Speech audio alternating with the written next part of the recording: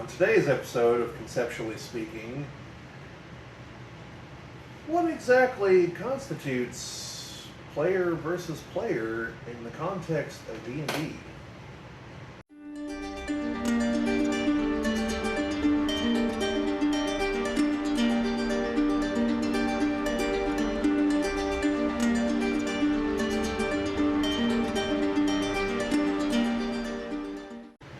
Alright, welcome back folks. This is another episode of Conceptually Speaking. We're going to be focusing on a D&D concept, though I imagine this applies to any other potential role-playing game and any other potential cooperative games. And welcome any of you new folks who happen to be tuning in. Today, we're going to be talking about something that I stumbled across on a message board the other day that I thought would be an interesting topic to discuss. And it has to do with PvP, or player versus player. And there's the simple question of the example I'm going to throw out, does it constitute that? But then also the larger question of where exactly is the line? So, to set the table, so to speak, the discussion centered around a gentleman who mentioned that, not for the first time, mind you, he was playing with a group. He was a wizard, and they took out an evil wizard, and the party immediately wanted to burn the evil wizard's spell book.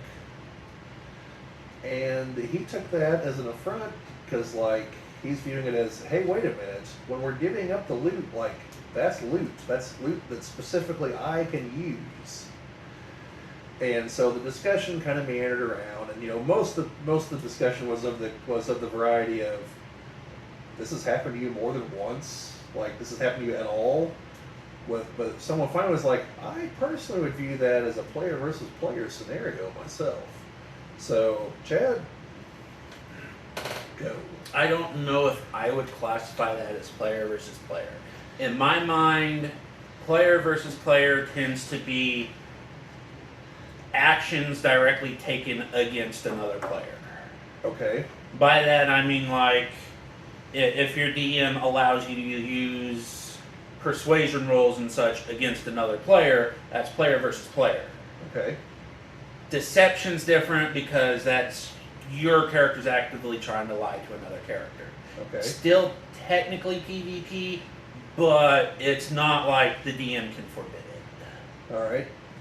Say you play the evil assassin in your group, and you go murder a family because there's a contract for it. If your party asks if you murder that family, saying no requires a deception roll. Okay. And then they get an insight roll against that. Right. So the rationale that they were using essentially boiled down to, they viewed PvP as almost any action that was directly negative, that would result in a directly negative consequence towards one other member of the group. Not necessarily even damaging them, but because again in this scenario, they're the wizard, that spellbook has, even beyond just them being able to copy the spells, it has actual monetary value that they can sell. Because a spell book is not the same thing as any book you find on a shelf. There's special paper, special inks that you have to put into it. Right, and so their point was, even beyond just the whole, hey, specifically I'm the wizard, it went into the whole, you're screwing everyone else in the party too. You're destroying loot. And so, I imagine it's something else. Say it's a pile of gold, and you want to melt it down and make a spoon. One of your other characters is I'm going to throw all my acid flasks at it, melt it down to slag. I wouldn't call that PvP. I call that being stupid, honestly. Okay, so... I mean, I see that, yes, it's an action that can negatively affect party members, but that's not inherently PvP. So, let me... At least not to me. I will reiterate that. Everything I say is, in my thinking, not this is how it is. Right. So Yeah, if you view it differently, it's a subjective matter. Yes. There's no right or wrong answer here. But consider this. Suppose it's the party's loot and some random goblin comes up and douses it with acid. Are you going to be inclined to let that goblin live? nope. So, in that case, why is it automatically different when it's another party member? Oh, I'm not saying it's different. That party member is going to then get into PvP. It's melting down the gold, burning the book is not inherently PvP, but it is an action that can lead to PvP. Okay, fair enough. Like that's my thinking. All right. So you don't necessarily consider the precursor action to be the PvP. No. Okay. Okay, in my example of the assassin that kills the family, Right. killing the family is not PvP, Right. but it's the action that sets off PvP. Possibly. Possibly.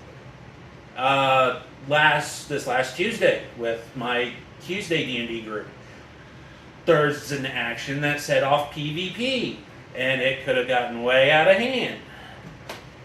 One of the characters, Malachi, a warlock tiefling, stole off of my halfling's plate.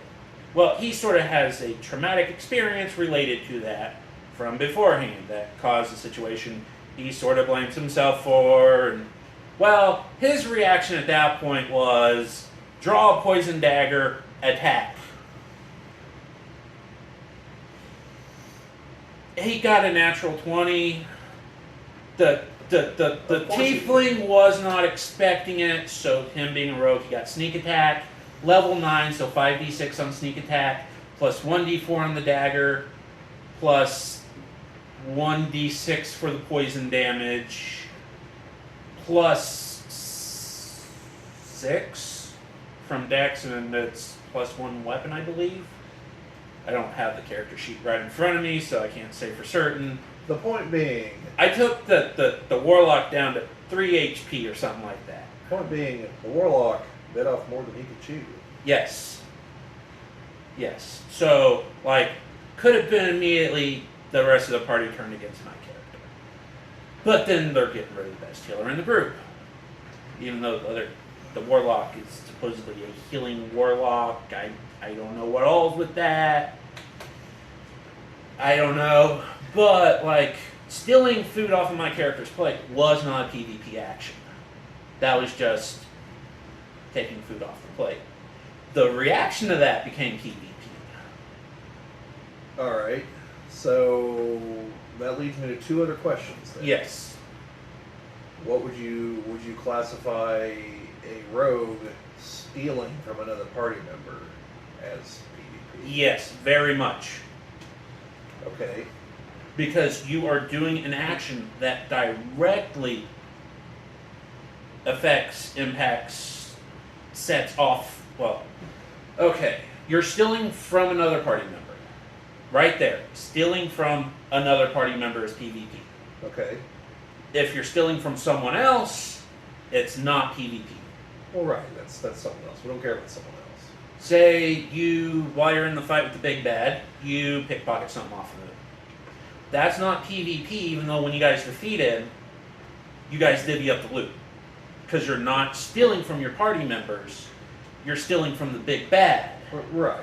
Yeah, we're concentrating on inter-party. Yes. businesses. I was just giving an example of how fine that line can be. Alright, so in that case, you consider stealing from another party member to be PvP, but not stealing food off your character's plate. That is your food. Yes. And Kincaid is very food motivated, so could be that should be considered PvP by my own logic. I will admit that. But I don't see that as PvP. He was trying to be funny with it. Fair enough. But again, Cade is very food motivated and has trauma from people stealing food off his plate. Don't get me wrong, Cade, if you ask, he will share. He just stealing food off the plate is a traumatic thing for him. All right. So, the other question Saul brought up to me is, suppose you're playing in a game where you are disallowed PvP type interactions. What happens when the other player sets the spellbook on fire? That is where you can go one of two routes. Okay. You can go, you do something to stop the fire. Okay. Let's slightly change the scenario. Okay. Just to be clear that there's no. Let's say he like throws it into an open lava pit or something. Right next No way to stop it. Yeah. You got two options. Turn to the DM and go, this is what my character would do and why. And here's all the examples of my character being screwed over beforehand. Okay. This needs to change. Okay. Like, you take a timeout, explain, hey, my character gets better by getting the spells out of the spell books. My character gets more powerful, which means the party benefits. Going, oh, it's an evil spell book. It's a spell book. Yeah, I should point out that I read a few pages into this, and there was never any like definitive answer as to why the other players were doing this. Like, the person writing this never was like, well, the DM kind of implied that you could be possessed by it, or like, maybe their players are more used to Call of Cthulhu, where books actually are evil. But yeah, there was no stated reason given, and some people definitely came to the conclusion of, well, that person's just trying to be a jerk. Yeah, you explain to the other players why it's a bad idea for their characters to do this. When they have a wizard in the party, wizards are a thing in the world, a known quantity, and they would know how they get their spells. Right, and even beyond that, the book itself has inherent value. Yes. So even if there wasn't a wizard, like, you just destroyed part of the loot. Yes. There's that. That we believe we have no reason to believe it's cursed. If they disagree with that, turn to the DM and go, here's why I think my character should be allowed to fireball them right now as a level 9 spell. Problem solved. Or be like, okay, my character then grabs that +6 greatsword, throws it in the lava with the book. That was brought up, and it seemed like everyone believed that like the rest of the party would not be cool with that. That it's no different than destroying the spellbook. Exactly. Like that was, that's kind of, that's where they were going with it.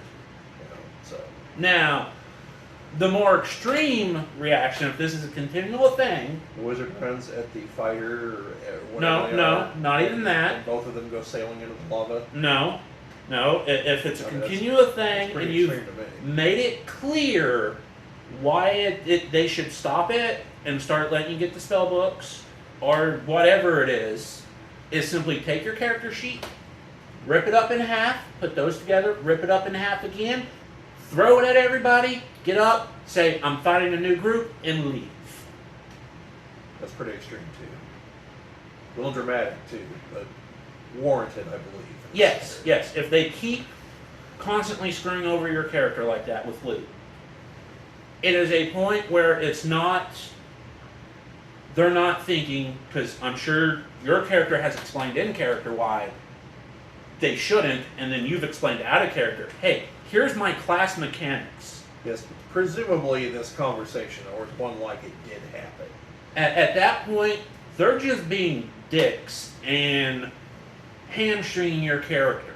Yeah, because maybe under some misguided, we can't let the wizard get more spells. Well, because wizards are overpowered. Someone actually brought up that possibility that it was a matter of like their internal thought process of keeping the loot even. Of like, well, I've got this +1 sword, but I can't let him get the spells of ultimate doom. But even if you learn a spell of ultimate doom, I'm not saying I agree with that. By the way, just to be clear, but that was someone threw out that was a possibility. Like, if you get power word death out of the book, or power word kill, you still have to be high enough level to do that.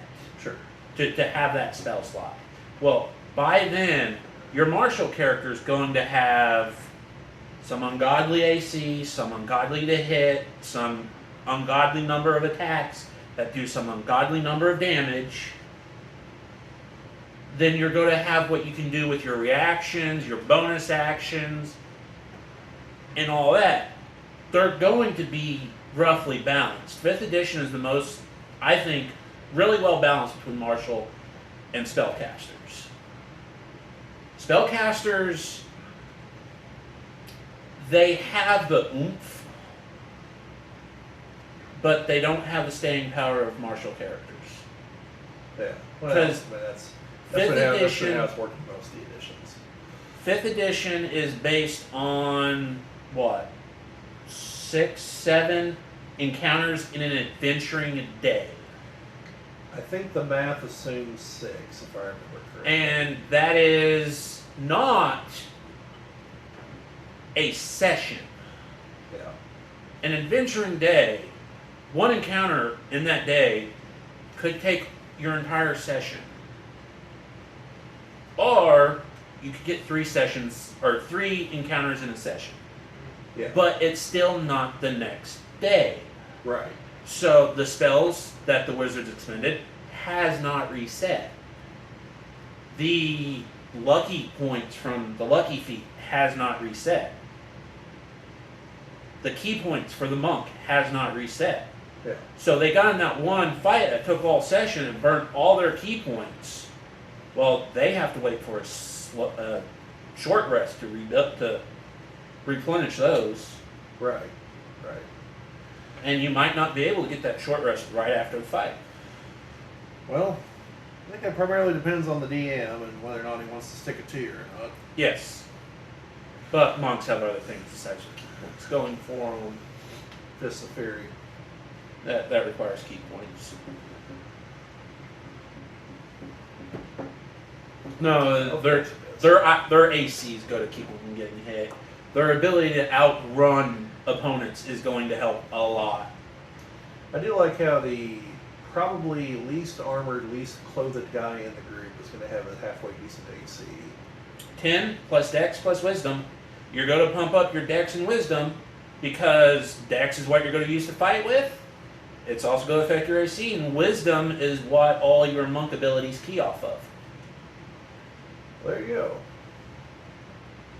You can easily get a monk up to 20 AC. Yep. 5 and 5 if you got really good with your stats. Right there is 20. The best magic item in most cases for monks, bracers of defense, which is like +2 to defense, or +2 to AC. 22. Yep. There you go. Alright. So, But back to your question. PvP to me is, I don't know, it's hard to define. well, It's one of those things that if I see it, I can tell you it's PvP. the obscenity definition. Yes. I can't define it, but I'll tell you if I see it. Yes. Unfortunately, because how, I don't know how to put it besides I know it when I see it. Well, I mean, that's fair enough. It's like I said at the very beginning, it's subjective. It's just something I read. Let me get your take on it. You know, Probably video took a bit longer than you was thinking, Bobby. yeah, it's alright. So, anyway, if you guys like this kind of topic, let us know down in the comments or elsewhere, although I don't know where elsewhere would be, but hey, go for it. Yeah, if you want to see more stuff like this, hit the like, subscribe, make some comments, tell us what you want to see. If you have blind questions you want one of us to ask the other, Yeah, let us know. sure. I mean, I think we all look at comments, but Yeah, so we could do that. That could be interesting. or if you just want us to be like, hey, do more blind questions, because I thought this was interesting. Well, I try to keep things interesting. I don't know if I always succeed, but so anyway, folks, thank you for listening, and we will catch you later. Take care out there, folks.